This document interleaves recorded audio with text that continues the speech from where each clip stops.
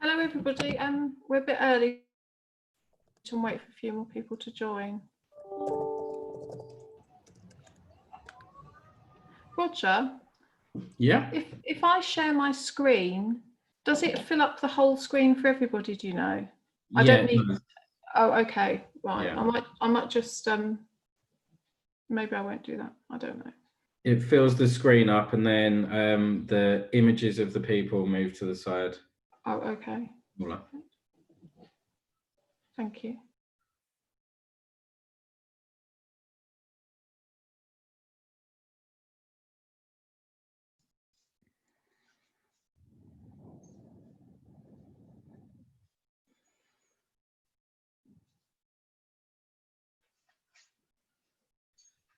Jessica, have you got a list of participants, or do you need me to note those down as well when everyone's here? I've got a list of participants, but just in case people have come who aren't on the list, I'll copy it down. I'll try and notice them anyway. It's just for the evaluation that we'll send out afterwards.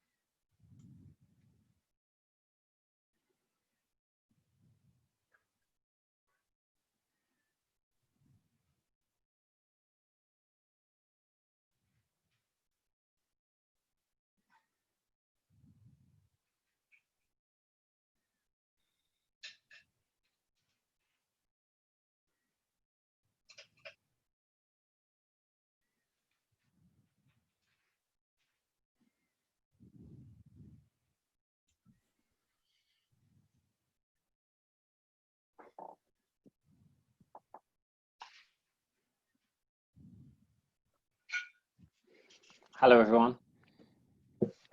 Hello, Jeff. Hi, Jeff.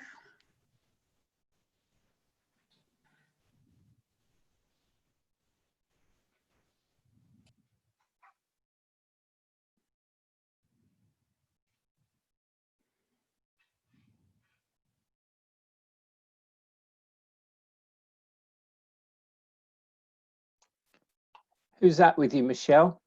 Hi, Emily. It's Emily, is it? This is Emily, yeah. Hello, Emily.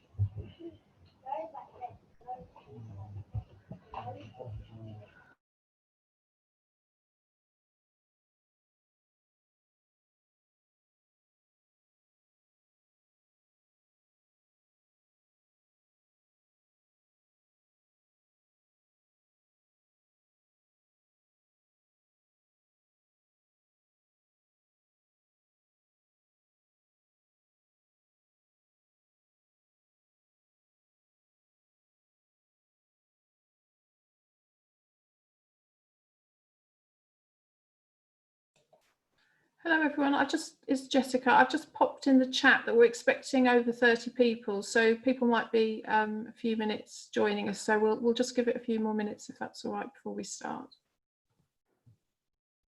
If you'd like to introduce yourselves, please feel free to use the chat, and then when we go into the questions and answers bits, you can introduce yourselves again if you'd like. But it'd be nice to meet each other.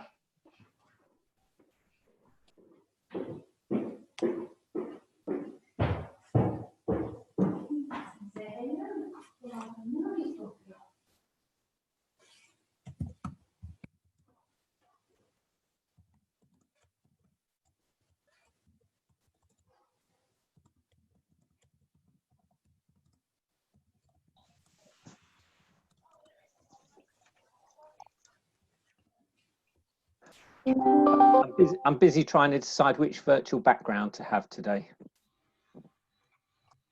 Yeah, we like that. We like that one, Jeff. That's nice. That's Southend. So was it Southend? I don't think it is Southend.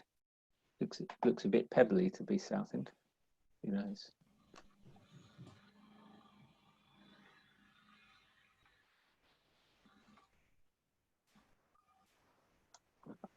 I think this one's Southend, isn't it? That's definitely Southend, that background.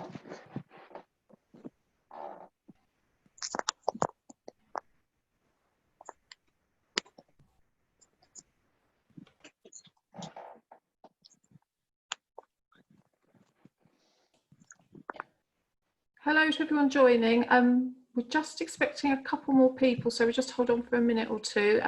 If people would like to introduce themselves in the chat box, please do. That'd be great.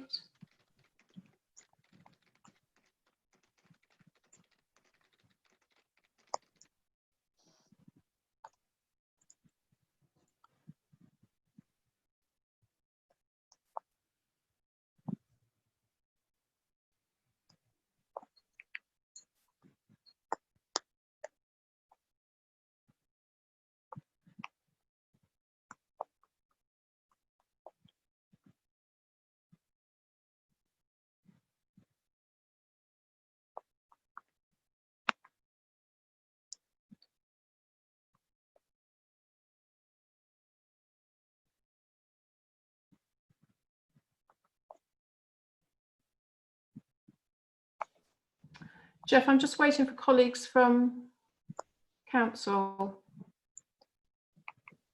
Hi, Christina. I can see you're here, so that's great.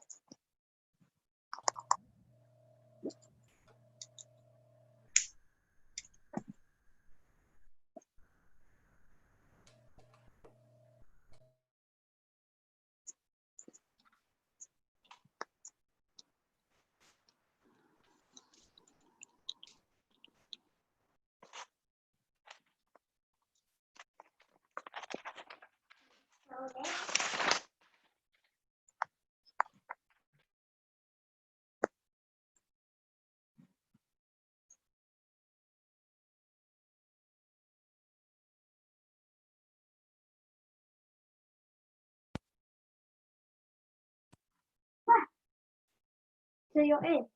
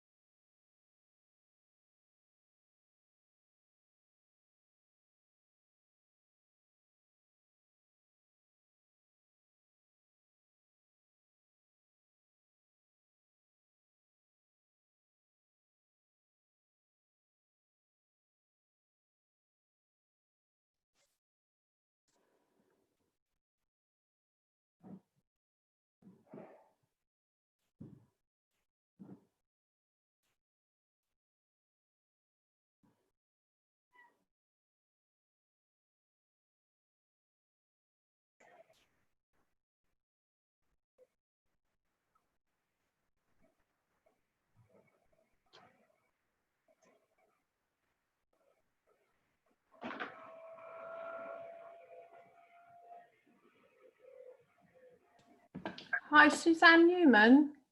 Can you hear me? Yeah. Hi, Suzanne. We're just waiting for Stephen and Joanna. Is it difficult to join Zoom when you're used to Teams? I'm just wondering. It just took a little bit of time just to go through. Oh, but okay. yeah. All right, well, hold on. Thank you. Okay.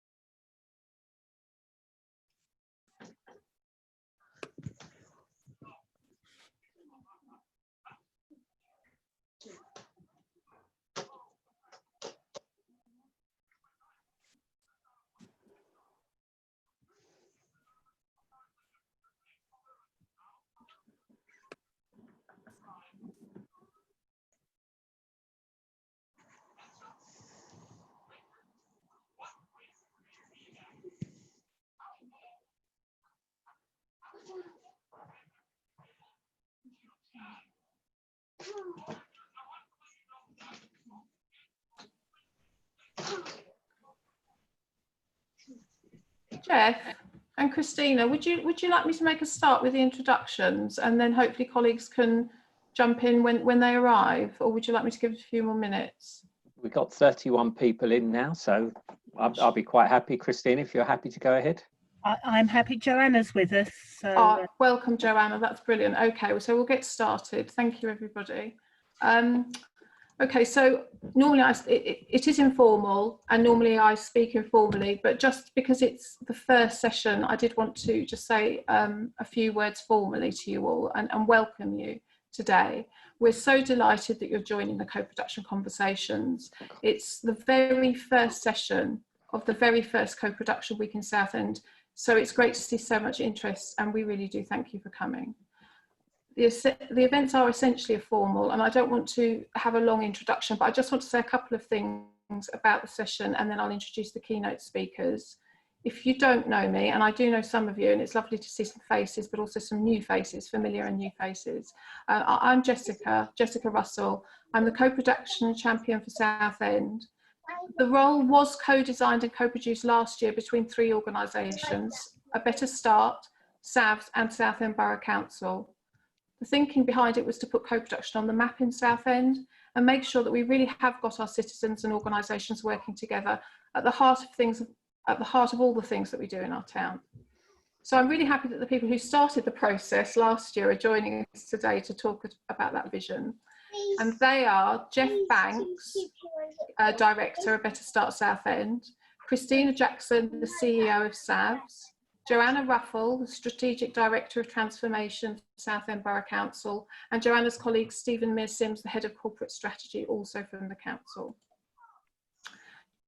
Jeff, Christina and Joanna are going to go on to talk about their thinking and reflections on the journey so far, and hopefully talk about how we can move forward together. And after that, we'll have some questions from you guys. If you prefer to type your question into the chat box, we'll be keeping an eye on that and we'll read them out for you. But if you'd rather ask directly, just indicate by raising your hand or waving at me, and we'll do our best to come to you in turn. I'm really looking forward to seeing where our conversations take us. The session is being recorded for people that wanted to come but weren't able to. And if you'd rather not be recorded, please feel free to keep your camera off. It's always nice to put faces to names too. And thank you for introducing yourselves in the chat box already. So that's it from me for now, thankfully. Jeff, over to you. Thank you. Hello, everybody. Thank you. Thanks, Jessica. It's really lovely to be here today. It's really nice to see such a big group of people, 31 participants in the call, which I think is absolutely fantastic. And I think it's a testament to how important groups, organisations, individuals across Southend see the whole concept of co-production. Jessica very kindly sent out with the invites a definition of co-production, which I think was really helpful. But broadly speaking, the concept of co-production, which it sits at the heart of certainly Southend's thinking regarding its Southend 2050 ambition, is to ensure that wherever possible, services are designed with and sometimes delivered with the people who use those services to ensure they're the most appropriate, effective services that they possibly can be. So it's about engaging citizens in an active way in designing, delivering services which they then go on to use. I wanted to start off a little bit very briefly about Better Start Southend. As many of you will know, Better Start Southend is a 10-year lottery-funded test and learn programme, which has been established to design and develop new ways of working with children and their families in the early years, from pre-birth through to the 4th birthday. And we take the concept of test and learn really importantly. It's really crucial to what we do as a programme about designing and developing new ways of working, which can be of benefit to communities, individuals, and also our partner organisations who work with us to deliver those services.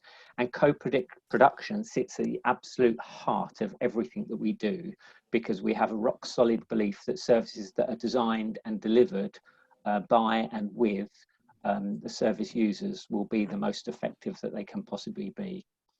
So that's a little bit about Better Start Southend, and I just also wanted to talk a little bit about the journey. On the 11th of April 2019, a Better Start Southend, alongside our partners and our fantastic parent champions, who are the ambassadors for our work with parents and families, we set up a conference, and we held that conference in April last year, called Who's the Expert?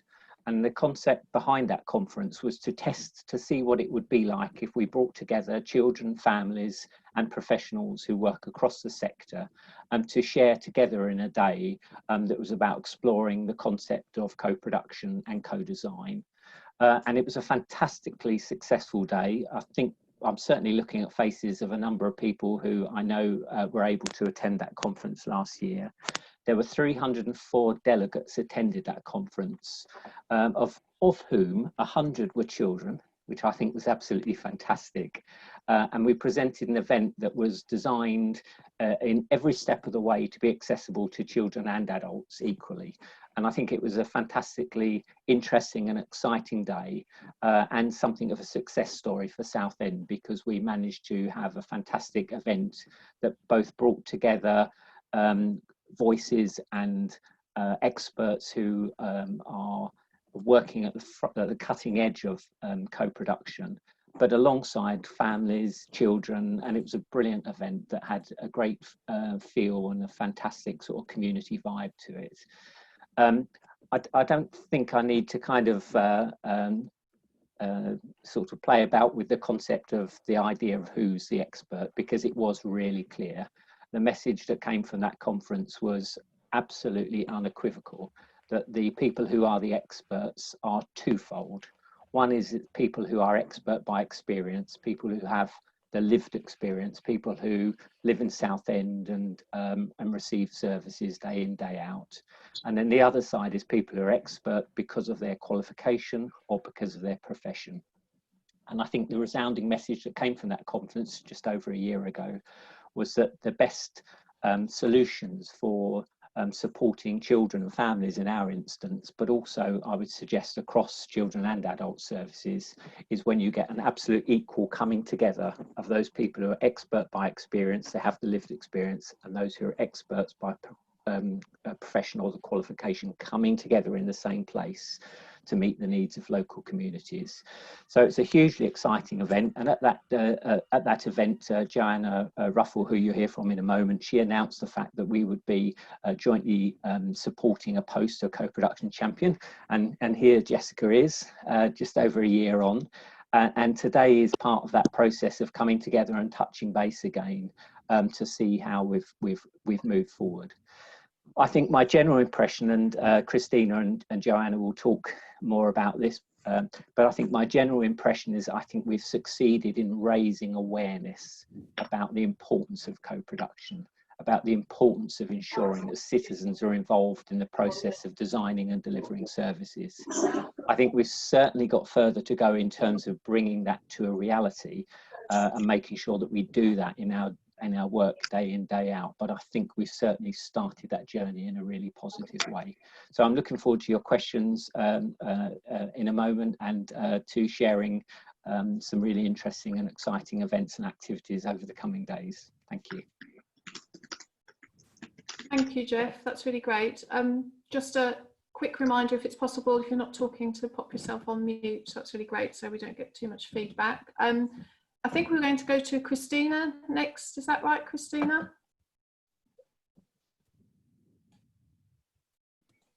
You are, once I get on board with technology. So hi everyone, I'm Christina. I'm from SAVS. SAVS is the infrastructure organisation here in Southend, looking after voluntary organisations, which we have a lot across the borough. We have over 1,300 organisations, ranging from informal groups up to large charities. We also work with communities and residents, and co-production is at the heart of everything that a voluntary sector organisation does. It is about putting people at the centre of our organisations. Before I think about the journey in Southend, I just want to touch a bit on about the history of co-production, because I think where it came from is still really resonates with what's needed today. So co-production was first described in the 1970s by Eleanor Ostrom to explain why crime rates rose when the police changed the way from walking the beats to patrolling in cars. The relationship that police developed with people and informal knowledge that they exchanged with that community when they walked the beat were critical in preventing and solving those crimes. She urged that the police needed communities as much as communities needed the police, and used the term co-production to describe this relationship. The term was used again by Anna Coots and others at the King's Fund and the Institute for Public Policy Research to make the point that the reciprocal relationship between doctors and patients is essential. Without it, both sides fail. During the 1990s, and for some of us who have been around long enough to remember this, I'm not one of them, people mainly stopped talking about co-production because the idea of market-driving improvement in public services was seen as more important. This approach focused on the importance of management and the division between service producers and service consumers. That meant that the health and social care was treated in the same way as other goods and services that were bought and sold. Often, people who use services were seen nothing more than needing to have things done to them and for them, rather than being involved themselves in developing services or support. So the voluntary sector, as I said, is really committed to co-production. And I think that kind of journey on history really resonates with what's happening now. And I'm really pleased that in Southend we've started this journey with co-production. We started it, as Jess said, with parent champions, but we've also started those conversations and relationships with asset-based community development and that strength-based way of working. But we know this is just the start. Co-production is not easy, and at best, most of us only engage and consult, and we think we're doing co-production. But co-production at this moment in time has never been more important as we start to emerge from COVID. We know that some of the things will have to change: services, funding, and relationships. And that is why we recognise everyone has a skill, everyone has a strength, and why we have to have those equal valued partnerships to drive forward the benefits for the residents of Southend. Thank you. I'm going to hand over to Joanna now. Thanks, Christina, and good afternoon, everybody. Really good to be here, and thank you for inviting me. So my name's Joanna Ruffle. I'm from Southend Council. And I'm just going to say a little bit about co-production and the journey. And also, you would expect me to, wouldn't you, put it in the context of what we've all been living through the last 100 and something days now. So I've been told. Feels like we've been doing it this way forever now. It's like I can't remember what it's like to live normally anymore. So as Jeff said, we agreed last year that co-production was something that we wanted to invest in. and we talked about having a co-production coordinator champion to come in and to help us on that journey. I think Jessica has done some really great stuff and has started bringing out some of the relationships that already existed, but you know, it's about giving them that visibility across the town and putting people in touch with each other so we can start having those conversations. And I think we've got an absolute classic example of that today, where people coming from all different parts of the town, but we're all here for the same reason, which is to make lives better for the people who live and work and come to visit our town. I think for me, from a council perspective, and a lot of what Christina says resonates with me.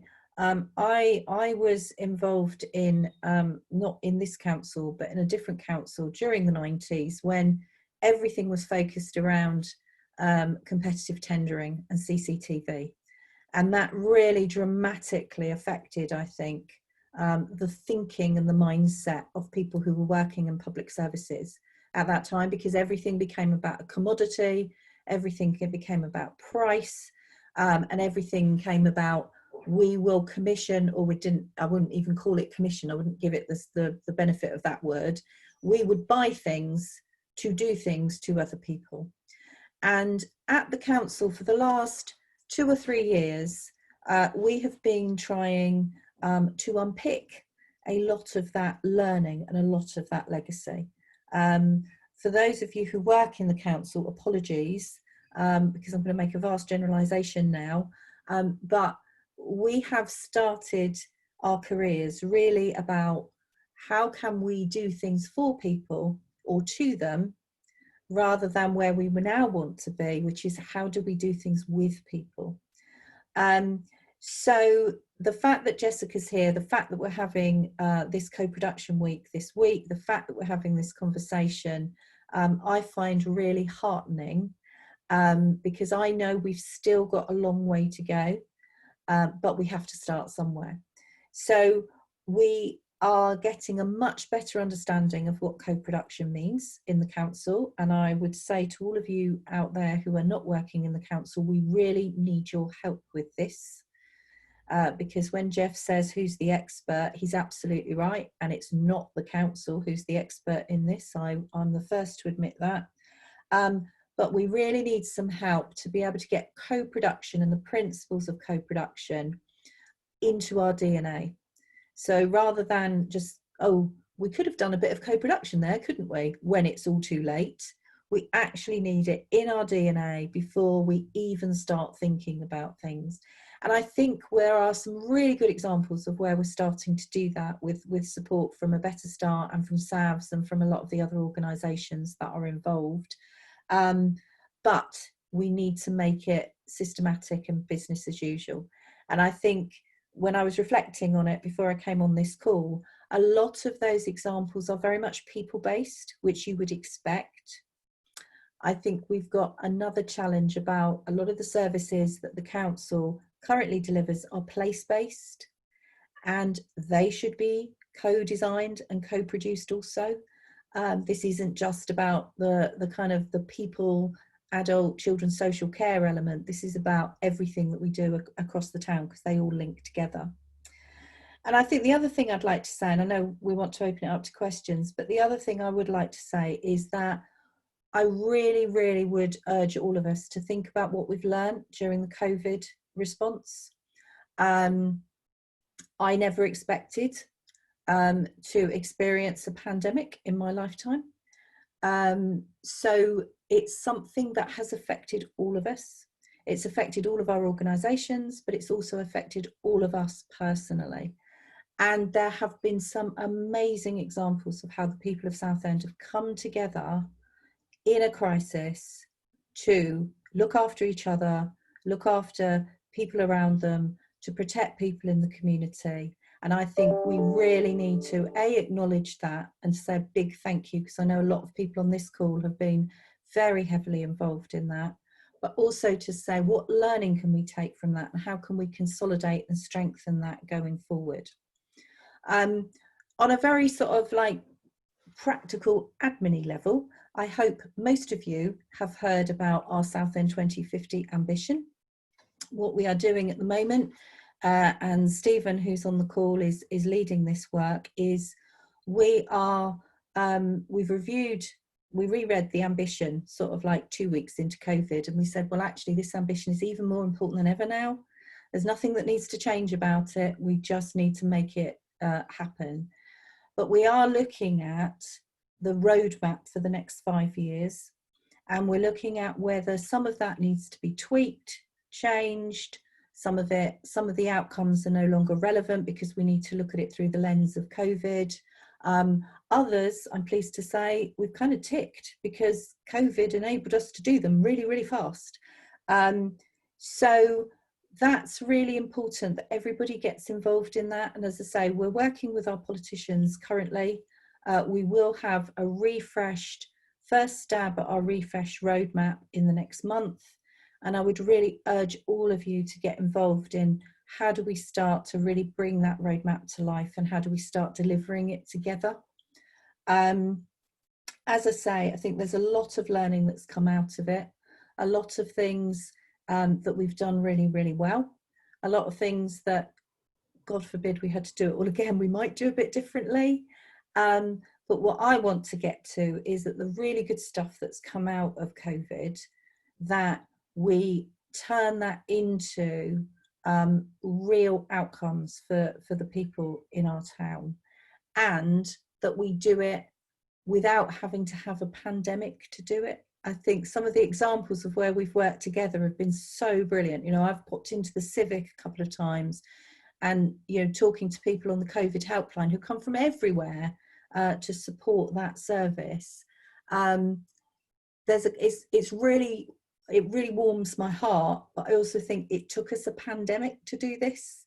You know, we need to be able to do these things in normal times as well. So I would really urge you to get involved in that work, to get involved, because Southend 2050 belongs to all of us. It's all of our futures and all of our children's futures, and it's lovely to see so many little ones on the calls as well. So that's really great. So thank you for that. And I think I'm going to hand back to Jessica. I think you want to do some questions now. Thank you so much, Joanna, and to Christina and Jeff. I think it's really helpful to just take that moment to reflect on where we've been, how that's been, and where we are now, and then we sort of recalibrate, take a moment to gather ourselves and think about where we go next. I've typed in the chat box, if you'd like to hear more about the Southend 2050 ambitions, please let me know. They don't belong to me. You could let anybody know, but I can act as that conduit, because they are undergoing, as Joanna said, a refresh at the moment, but they do belong to all of us. It's not something that the council will be doing to the residents. It's something that we'll all be working together on in a co-productive way. So the next bit is questions. Do people have questions, general questions about co-production, questions for the speakers about anything they've said, anything they'd like to share about co-production? I shall keep quiet and raise your hands. I'm hoping Roger will be able to help me out if he sees anybody that I don't that would like to say something.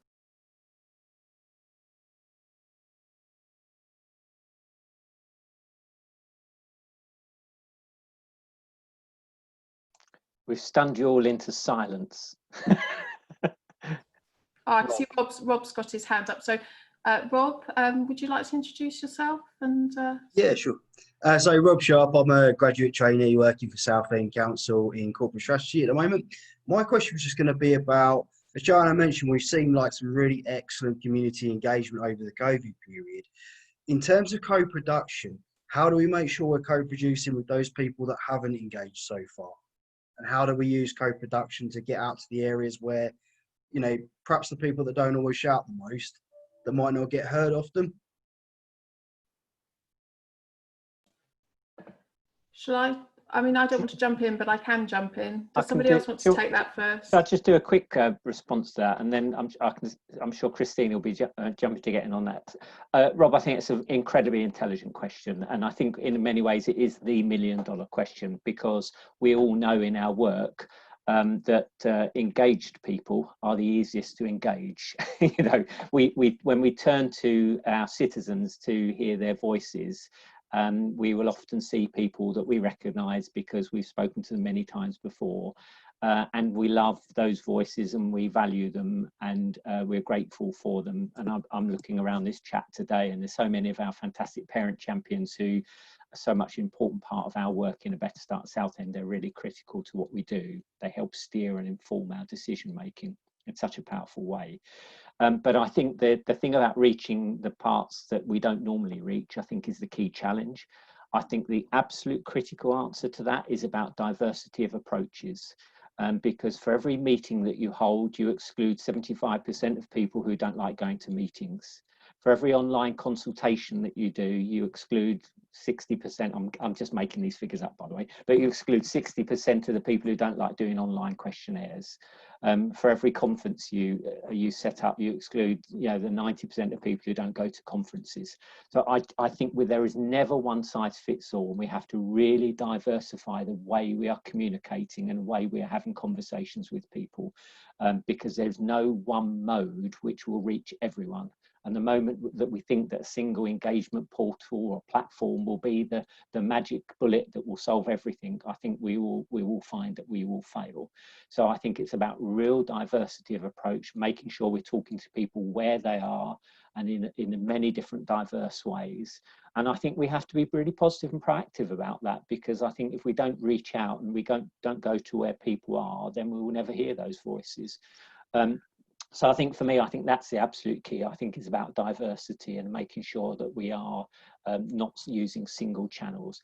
A lesson from the COVID pandemic is, if you'd asked me 6 or 8 months ago, you know, what percentage of people would be happy to do an online teleconference call or a video conference or an online webinar or seminar, I would have probably said it would have been sort of maybe 10–15% of people.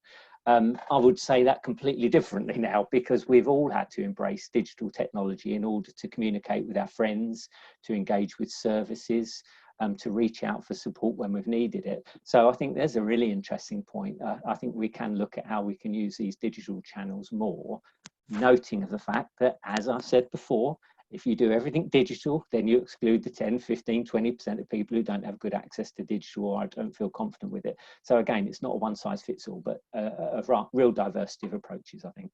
It's a good question though, Rob. Did anyone else want to? Christina, did you? Yeah, I'd just like to echo what Jess said, but I also think it's about making sure we build in enough time to engage with people, and how we work with the community themselves, how we go to the community rather than expecting the community to come to us. How do we build community connectors? That we've all got one in our neighbourhood that knows everything that's going on, has that conversation with everybody down the street. They're the people that we have to engage with, because they are the most engaged with that community.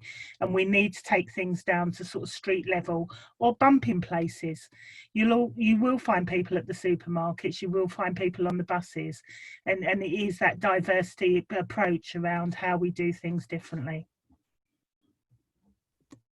Can I just come in there, Jessica? Is that all right as well? So I absolutely agree with that. I think it's about, we need to go where people are. And we learnt that through the Southend 2050 piece of work. You know, previous community plans and whatever else we used to call them, you know, we used to say, well, we've gone out to communities. You know, we invited them all to come to the Civic Centre and talk to us about it. We took a very different approach this time in terms of going to where people naturally congregate.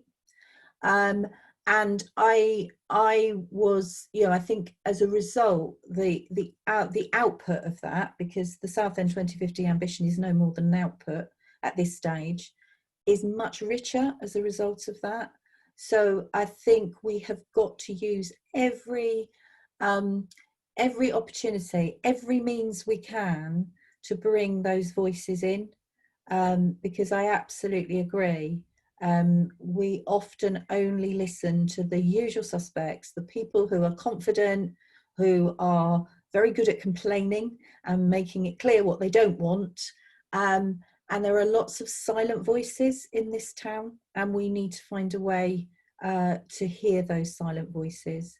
Yeah, and I think COVID gives us a real opportunity to do that. I think the people that have come out of you know, just in my road, people that I've met that I had never met before because we happen to be all out on a Thursday clapping, or we've got together, socially distanced of course, for VE Day. You know, that sense of community, we really, really need to exploit that and to build on that going forward.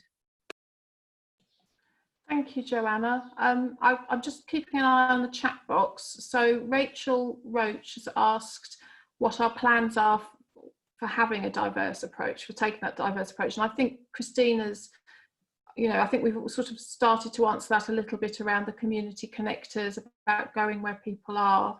One very concrete thing that I'm going to do at the end of the week is send you all, I know it's boring, but I'm going to send you a survey. And part of the reason for the survey, which I'd ask you to complete, is to see who's not in the room, because we need the diverse voices. And if we don't know who's not coming, so we need to measure who's there, but we need to check who's not there. And then we need to have a diverse strategy, or a strategy around those diverse approaches. I worked for 10 years in community outreach, and I can definitely say that I learned there that, with no disrespect to people are like badgers. And I don't know if you know, but badgers follow paths over hundreds and hundreds of years, and people build roads, put fences up, and badgers just keep going across those paths. So it's really about knowing what those paths look like for the people in Southend, and being as engaging as we can, and creative and fun, because engagement can be fun as well. So I think that's important to remember. Rachel, if you don't think that's answered your question,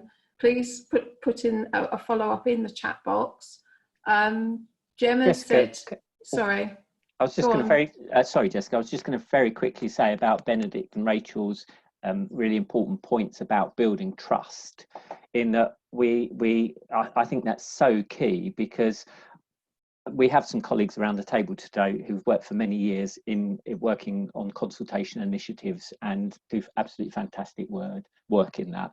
And, you know, I rather cheekily describe consultation as a naughty C word, not that one, the consultation one, but, you know, in a way we have to build from a point where for many years, unfortunately, we laid plans out to the citizens and said, here is your option.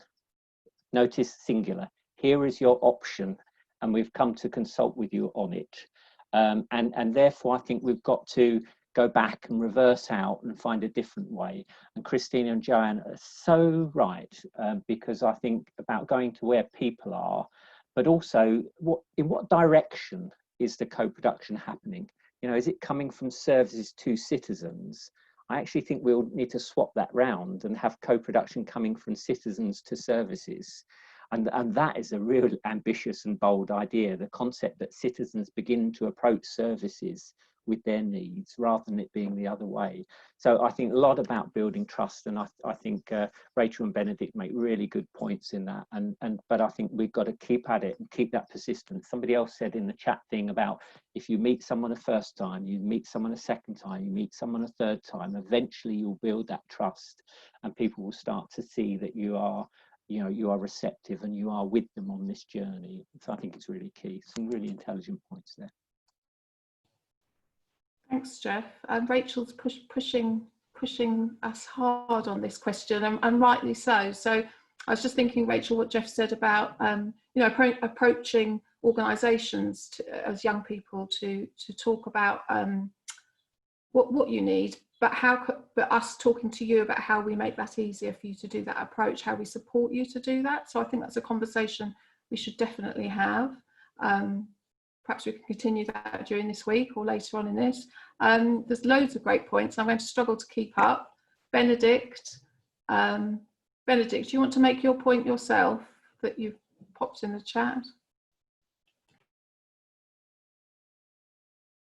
Sorry, I'm doing the thing in which I struggle to put myself off mute. So yeah, I think that the trouble with consultation is, by the point at which you get to consultation, you've already got a fixed set of options. In some ways, the more interesting things we can do in co-design us to start to think about what the problem is together, rather than what the different solutions are to that problem. So often, and I'm a commissioner, so when I say often, I mean the things that I do are, we think we know what the problem is, and then we design solutions to that problem and say to people, is this a good idea? And then people say, well, that's not my problem. So the place to start co-production, it seems to me, is really, really early on, when we're trying to say, what is the problem that we're trying to solve together? What is it that we're trying to do? What's the outcome that we want? And often, certainly in my experience, and I've not been in Southend for long, but in my experience in other places, when you start doing that with people, it's really quite surprising for professionals how different the definition of the problem is for someone who's using services from the professionals who are working with people who use services. And I speak as someone, so I'm both someone who's used services and I'm someone who's worked as a professional. And you sit in a very different place in those different roles and with that different experience. It's easy when you're working as a professional to lose sight of what the real problem for people is, partly because you get caught up in national guidance and NHS constitutional frameworks and CQC requirements and the need to align everything to corporate strategic objectives. With all due respect to Joanna, those are things that bother professionals and commissioners, and they aren't things that bother people who are trying to live a good life independently for themselves. We need to do all of those things together and share those different constraints. So starting with the problem, starting by thinking about what the problem is together really helps, I think. Thanks, Benedict. Kelly Clark's made a great point about how we kind of keep sight of what's working really well and what we can learn from that, and all of the asset-based, strengths-based stuff that Christina spoke about as well. How we hold on to that and also move into that kind of area of shared problem definition. They're not mutually exclusive, I'm thinking. Jessica, may I come in there? So I think I absolutely agree with what Benedict said. I remember, and I can't remember where I was, but somebody said to me, it's really important to fall in love with the problem, not the solution. And I think we are too quick to go straight to solutions because we think we know what the problem is. And until we start asking what the problem is. So I'll give you an example, and it's not in this authority. There was an authority where they decided that they had a lot of lonely people. So they were going to commission a befriending service. So, you know, a lot of very, you know, well-meaning professionals got together to commission a befriending service. And then when they rolled it out, nobody really wanted it. When they went back to the start and said, what went wrong here? They went actually then started talking to people who might be using this befriending service. And what these people said to them, and a lot of them were elderly, was we don't want, so I've got loads of friends. I don't want people to come around and have a cup of tea with me. I want you to fix the pavements so that I'm not frightened about going out and falling over. That's what I want you to do, because then I can get down to the coffee shop and I can get to the, you know, the local community centre. That's what I want you to spend the money on. So I think there was always a really good piece of learning for me there, that we jumped too quickly into solution phase before we've really, really properly understood the problem. I think I'd just like to pick up on something that Ben commented on. I think I've lost it on the chat now, but about how do we do this efficiently and effectively, given that we've all got pressure on time and resources. I don't have an answer for that, Ben. I think the only thing I would say is, and somebody said it, I think it was Christina said it early on, this takes a lot of time and it's hard. And it's very tempting to just jump a few phases or just think, oh, well, we won't bother with it on this thing. Well, just because we need to get to the end. What I've learned, and again, I'd reference Southend 2050, it may take longer, but you get a much richer product at the end of it. You get much stronger relationships as a result of it, and you get a much more sustainable outcome. But you have to hold your nerve, because you've got lots of people telling you, got to do it quickly, got to do it quickly, got to do it cheaper, got to, you know, and it's something about how do we manage that tension as we go through this, because the prize at the end is much bigger than just getting it over the line in a artificial timeline. Is, you know, so I know that doesn't answer your question, Ben, but I hope it sort of puts a bit of context around it. Can I come in on that point, Jessica? So Stephen Mears Sims here. I'm at Southend. Probably been at the borough for a similar length of time to Benedict, so not very long. But but Ben's comment stood out to me as well, partly because I think that co-design and co-production kind of, for me, form a set of kind of a set of tools that we should be using, and to complement those tools are also include the use of data as well. And I think that there is something about how we use data well, and you know, we used to talk about evidence base in how we did and underpin some of our work, but I think that, you know, sometimes there are messages that we know, there are things and there are forms of intelligence that we pick up on, whether people are telling us directly or indirectly, and there are all sorts of ways in which we get stories and narratives and really important pieces of information. And I think it's important to recognise how we use data as well to provide evidence, and to some extent that could be a tool that we can use sometimes. I'm not saying it should be the only tool that we use, but some tools, or a tool rather, that we can use when we're wanting to do some work at pace. It might assist there. But I think it's really important to consider data in this as well. I don't know whether others have comments on data as far as this discussion is concerned.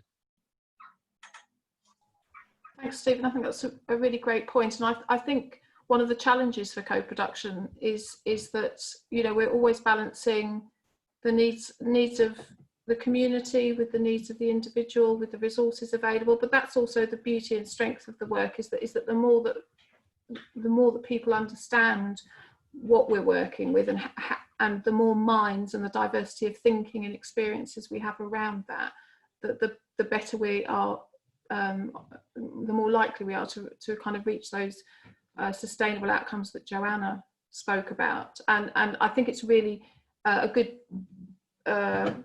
point to just kind of highlight what Southend have done around that. So there is the Smart Southend data sharing site. So I don't know if people have been onto that, but if you ever want to check out sort of, you know, that's my experience, but what's going on for, you know, the wider population, I'll put the link into the chat rather than me rambling on. But Southend have moved towards being open with the data and transparent about what's going on in terms of data. So I'd recommend that as well, if you're looking to sort of think about developing a new organisational service that meets a need that you think you're identifying. You know, looking for the evidence base for that.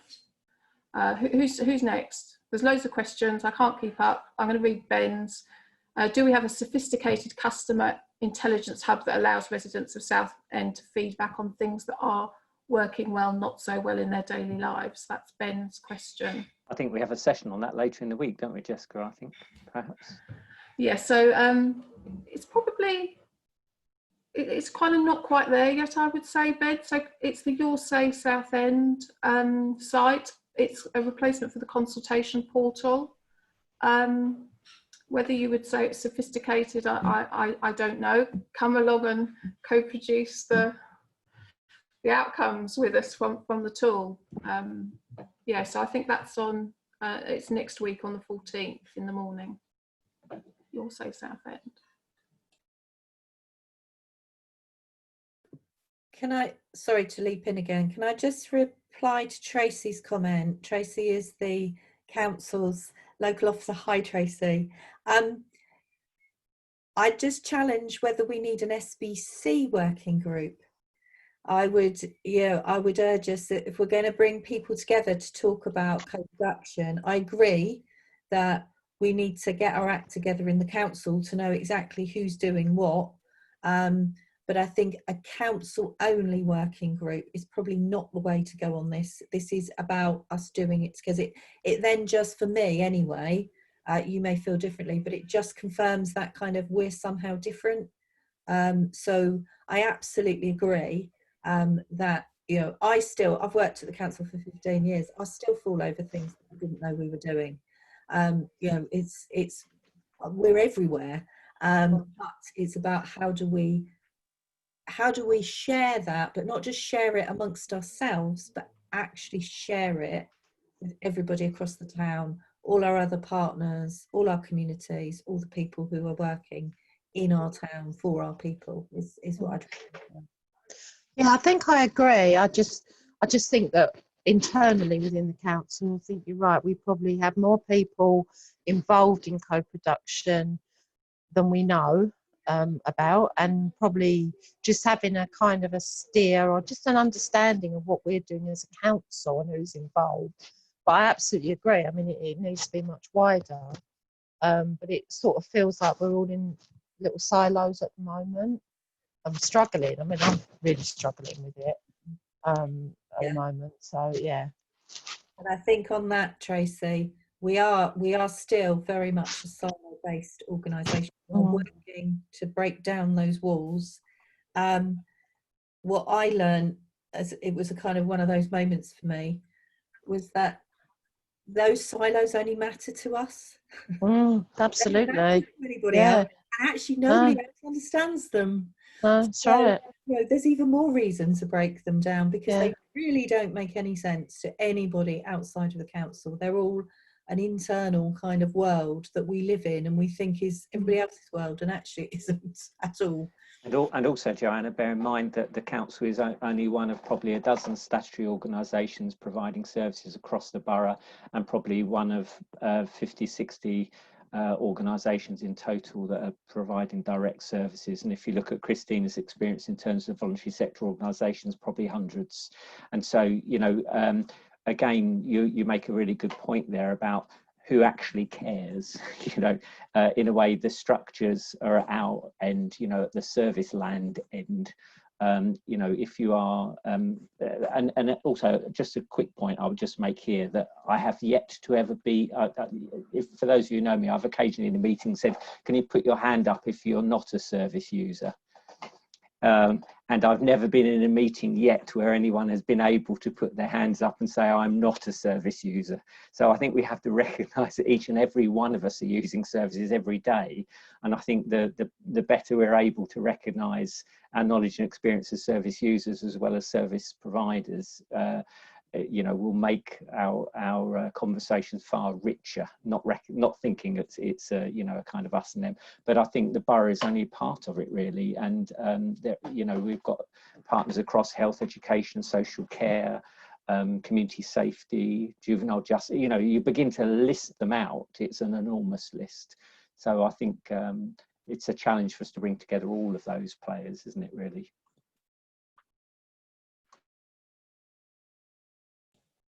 Thank you, Jeff. There's some great stuff going on in the chat. So one of the things that I'm definitely, a theme that's kind of coming out of it is around communication, which we know is always a challenge. And Benedict's made a great suggestion based on what Tracy was saying about how we can kind of capture the co-production work that is going on locally. And that was something I certainly set out with a remit to do when I first started, was around the mapping. But I think what Joanna and Tracy were talking about in terms of silos, you know, there's definitely a will, there's definitely a want, but it's just kind of stepping outside. And today, you know, that's you know, I'm sure there are other starts that have been made, but today's session is definitely part of that process. I was reading something about working in silos and how it's more comfortable. So there's kind of a natural instinct to just stay in them. But one of the kind of prods to come out of the silo was that, you know, if we fish in our silos, we'll catch small fish and probably plenty of them. But if we want to go after the real big fish, we have to come out of the silos into the larger shared space that we all share in Southend. So I just kind of pop that in. Has anyone else got a question they'd like to? We're nearly an hour in, so you're doing really well, guys. We've put this session for an hour and a half because I thought that would be long enough to kind of make sure that people's voices were heard. But I don't want to kind of force people to be here longer than feels useful. I'm certainly taking an action out of this in terms of the communication piece and how we can do that. So that's one thing. I'm also seeing that Rachel Roach would like to talk about how we kind of do that concrete engagement strategy for the diversity of groups that aren't going to be online, and we need to go out and talk to them in all the different places that people go to. Roger, are you catching anyone else with a hand up? Joanne, you've made loads of good points in the chat. I don't know if you want to, I don't want to pick on you, but I'm happy to read them out if you'd like me to. Sorry, I was just waiting for children to be quiet enough for me to say anything, to be fair. Thank you to Jessica for sending out my random little bit of blurb that I wrote about how I feel co-production works. I think from the point of a parent, things like the communication, we don't see what you've got to do behind the scenes. So to be involved the way we have been recently with A Better Start is really eye-opening. So things like the inner workings of the council, as a normal person, we don't care what you're doing. That sounds really bad, but we care about the results for us and how it affects our families. And I think sometimes remembering who you're working towards in bettering, my words aren't right today, is a big part of the communication side.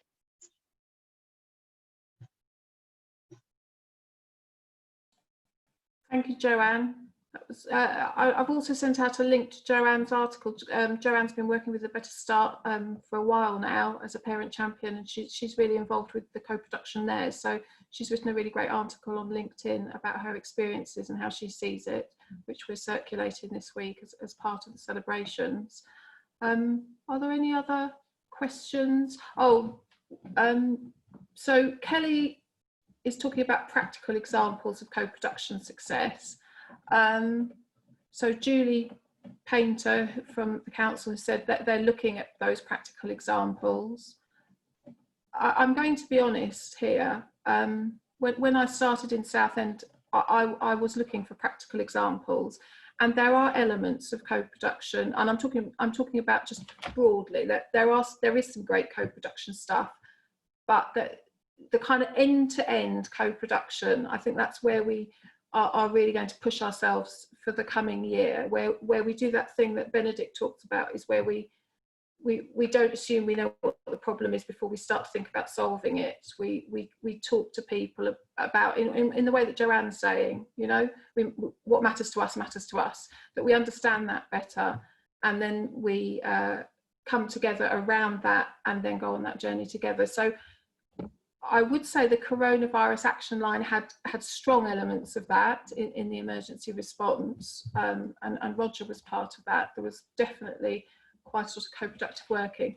And I think the other thing to say about co-production is it's not a perfect process. You know, where people are involved, it can get a little bit messy, it can be a bit bumpy, but that's not a reason not to do it. Anyway, I'm talking rather a lot. Would someone else like to come in?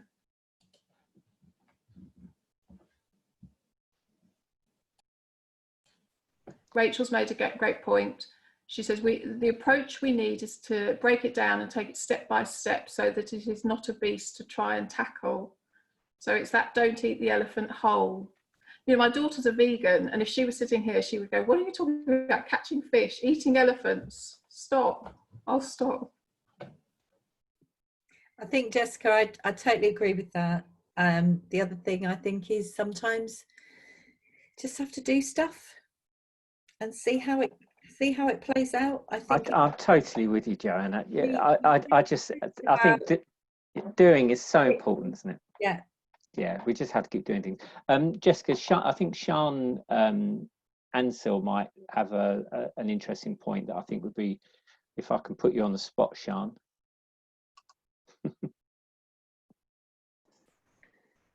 Hello, everybody. I'm Sian. I'm just coming back on camera.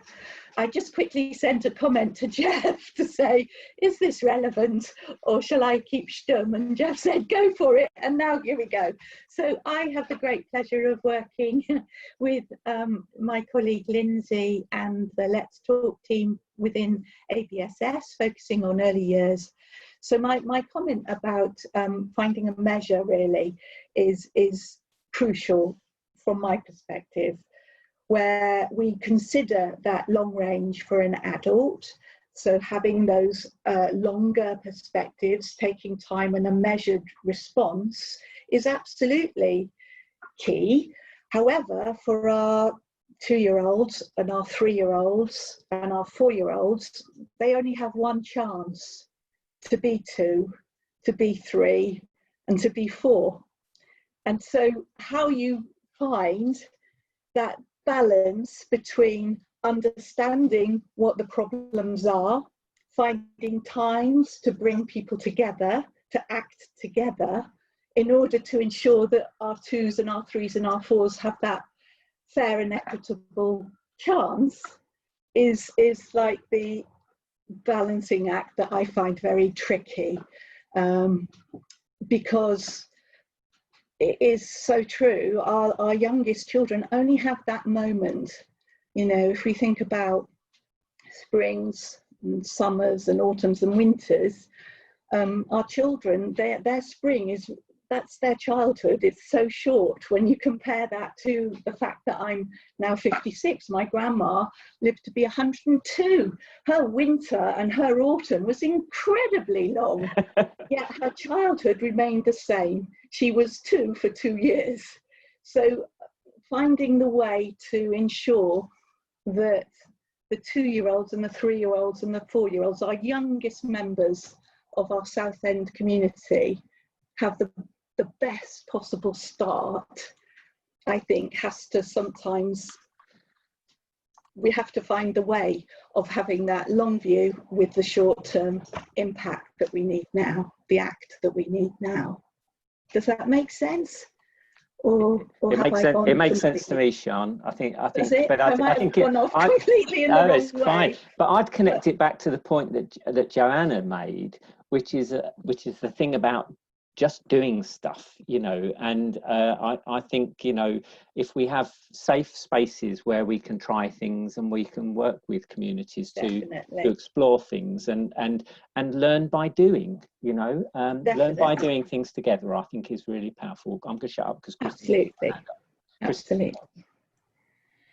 I just want to say co-production is really difficult because it brings out conversations of things we don't always want to hear. And that's why I think we shut down co-production, because it means somebody's going to criticise our service or an idea we've come up with or things like that. And then we just shut it down completely. And I think we just have to get into that seat of the uncomfortable and just be brave about sitting on that seat. But also, I think what's really key is how we all become enablers and facilitators to individuals, that we ask them what makes a good life to them, and we become the enabler and the facilitator to make that happen. It is that blank page, and it is just that leap of faith, and let's just do it in trusted relationships. Thank you, Christina, for that. I mean, I think that is a really great point, that you know, bringing it back to us as individuals and practitioners or members of the community. You know, there's a model in terms of going back to reaching people that aren't being reached. Is who can we bring into the conversation ourselves? I was definitely thinking about a community connector that lives on my street, but that isn't digitally active, and how could I kind of bring her into this conversation? I think that's really key. And what Sian was saying, I'd just like to loop back round to Southend 2050 outcomes. You know, the people that hopefully will really benefit from that are today's under 4s, and those not even born yet. So we are working with that longer term view when we're doing co-production. So I just wanted to kind of flag that up. Anyone else? Just a quick one as well, sorry, but it will just be a quick one, but also, connecting together Christine and Sian and Joanne's point about, the quality of the conversations. I think there are some organisations represented here today and elsewhere that are looking at new models of advocacy. So who speaks for people who are unable to speak for themselves necessarily because perhaps they're 2-year-olds, as Sian says, or adults with profound or complex multiple learning disabilities, example. And I think we ought to look at, again, building those, as Christina said, those respected individuals, those people who are those key connectors for us. We're looking at, have been looking for some time at doing some work with the Youth Council to look at how they might advocate for very young children, because we always turn to parents, and parents, great, you're the first and best advocates for children, and we trust and respect your views implicitly, but also it'd be lovely to hear from 12, 13-year-olds about what their views are about what very young citizens want and need in Southend. So I think, not only diverse ways of talking to people, but talk to different people about their views of their wider community members, and so sort of rich conversations, I think, as well. Thank you, Jeff. Things are slowing down in the chat. Rachel's made a good point. She said not everyone will agree with what we're trying to do. Oh, it's dropped. But it's about being there for the people who want to be a part of it, and I think that's really important. Co-production is not compulsory, but if people want to be involved, I see my role as kind of making sure that people are able to be involved in a way that's meaningful for them, whatever that does look like. Rob's made a good point, Rob Sharp. I think that there can be a danger that we sometimes design our engagement to give us the answers we want to hear in organisations, and that when we use co-production, if the answers do not fit our strategies, are we willing to change outcomes to meet community needs where feasible? If we're tailoring co-production to get an answer we want, there probably isn't a point to doing it. And I think that's really important to make the point that not everything will be able always to be co-produced end to end. There may be opportunities for co-production within something, but one of the messages we've heard since I've been in post, and I think the parent champions will say that, is that kind of knowing which bits they are. Tracy's nodding, I know. Knowing which bits are genuinely going to be co-produced, it's still worth doing that, perhaps, but being honest about that from the outset. I've run out of steam with my words. That's probably a good thing. I think that point you made, Jess, about being clear on what can be co-produced and what can't, or what isn't appropriate to be co-produced, is really important, because we're finding we're getting very bogged down in very kind of low-level co-production, like people wanting to design a form rather than actually think about the services that are being provided. So I think there is a bit of a lack of understanding of what co-production of services is about, and the importance of being involved at that level, rather than the kind of day-to-day stuff, if you like, of just designing a form or a leaflet or something. Some of which, there's merit in co-production because we want to make sure our information is accessible, but I'm finding a lot of the families we're involved in are getting very bogged down in that level, partly because they think they can't influence the service change, and that's something we need to turn around. I think, sorry, I'll go on, Roger. I won't chip in. Go on, you, Roger. You had your hand up. I was just going to say that I think that links really well into what everyone's been discussing in the chat about how do we share the positive co-production stories in Southend, and I think they can really exemplify what co-production means, the different levels of co-production, and bring that kind of real world examples to people so they can understand how they can get involved. And I know that Rachel, Ian and other people have been talking about how we can all kind of commit to sharing those stories through our communication channels. And maybe that's an action that we can all take at the end of the week to kind of go out there and shout out about co-production. Roger, I was going to say two points, and I think it kind of follows on from that. I think let's recognise that the difference between co-design and co-production. So co-production really is a big prize, but it's a real challenge, because co-production is about people being involved in the delivery of services and supports, and that's a big thing. And I think we're away from that. There are some examples of it. Co-design is a step towards it, is part of the journey towards co-production. But I think all too often we do co-design.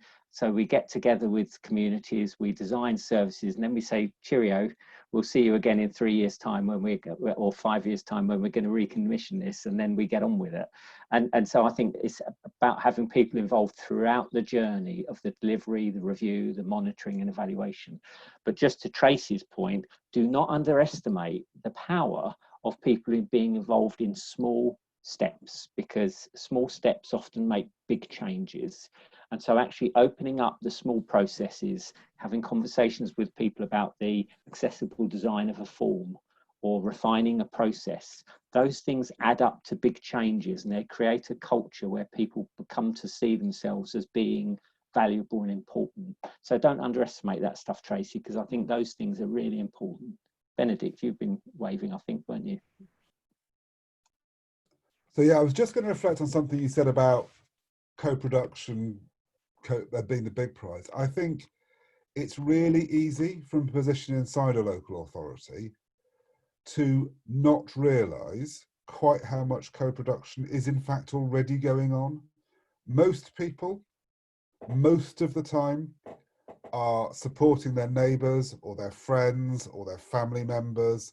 Most people in most of our communities are already engaged in co-production. That people are already engaged in supporting each other. We just don't recognise it as a local authority, and we sometimes get in the way of it. So one of the big things I think that we need to do inside the council, inside commissioning, that we do, I think we can do effectively through co-design, is recognise that we aren't the be-all and end-all of most people's lives, and we shouldn't be. Part of our job is to get out of the way and provide the context in which people can look after themselves and look after their friends and look after their neighbours and look after their family members. Co-production is already happening. We're just getting in the way of it. I absolutely love that, Benedict. I think the difference is when I pop round next door to help out my neighbour, it's not called a service, is it? Does that make sense? It's only called a service if the public purse is paying for it and I'm an officer who gets a salary in order to do it. So in a way, we've got to open our definition. And that's the bit that Christina introduced at the beginning, which is about the much broader asset-based approach, the strengths-based approach of recognising that the part of service delivered to communities by statutory funded organisations is just that, it's a part. But actually if we open our perspective and see a much broader range of service and support and community activism as being the solution to good, positive, healthy communities, then actually, and Benedict, I don't know if you said it, but you might have been near saying it, but in a way we've got to have the courage to step back. We've got to have the courage to step away and allow those things to happen and not get in their way, because often we'll trap things and we'll want to shape things and we want to do risk assessments and we want to kind of pat things into a shape that we understand them. But actually, sometimes we just need to step back and let communities do good stuff for themselves and offer them a little bit of resource or asset if they need it. But, hands off, it's a really intelligent point. Thanks, Jeff and Benedict. Rob's made a great point about learning from other places. So Wigan is kind of a place that a lot of people talk about where they really changed the relationships between the council and the community. And I did ask. I asked Donna Hall, who was the leader of the council, the CEO of the council at the time, and I said, "Did you have a theory of change, and did you have a programmed approach, and what did you do?" And she said, "No, it was organic, but they employed an ethnographer, so somebody who, I don't think it was an anthropologist, somebody who really kind of understood how the communities were living their lives, and they use that kind of." So there's still a theory of change, because you always need one, otherwise you know, nothing will change. You need to know what you want to change. But the point I was trying to make is that work came in off the back of austerity and huge council cuts, and we know from COVID that, you know, money's not going to be in great supply, but actually there's a lot of creativity that we can harness there. So I'm hoping that we can do that over the coming months and years, perhaps. The other thing I was going to say was, I'm very aware that we all come and have conversations, and it's really important to have the conversation, but I like there to be some sort of action out of that. So we are keeping an eye on the chat, we are keeping a record, and I will send out a reflection with actions or suggested actions for people to come around should they wish in coming weeks and months. This is not intended to be a one-off hi bye, see you next year. We do want things to come out of this in co-production land, which is where I live, obviously, co-production land.